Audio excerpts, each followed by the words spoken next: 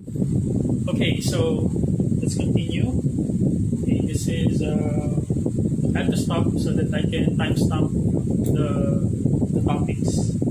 So, like I was saying, the lessons of karma is at play. Now, there's a thing called this reality.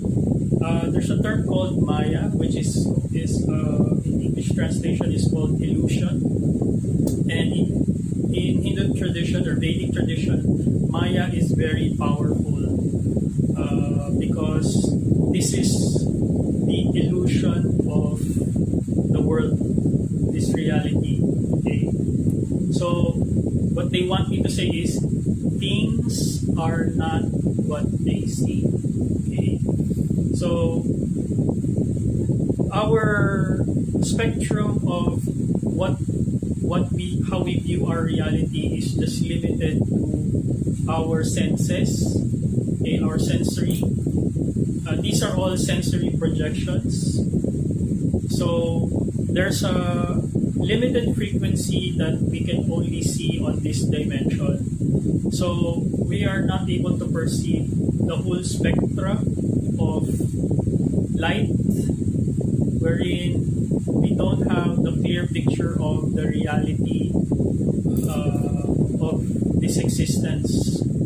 Okay, so we are limited. So there are dimensions and beings that exist outside of the spectrum of our senses, that they are existing here. So like our ancestors, when they come here, they're in energetic form.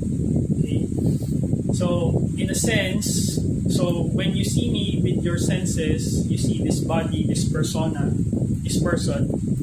Okay, you see this. Okay, however, like I have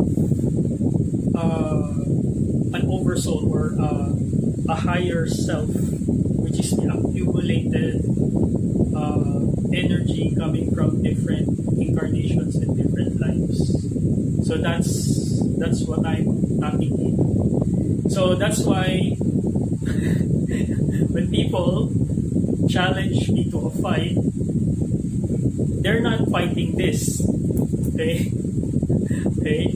They're not fighting this. This is just a vehicle. They're fighting billions of years of warriors. Okay? So, I know there were some of my, especially martial arts, some of them experienced that kind of power. I was able, in this little package,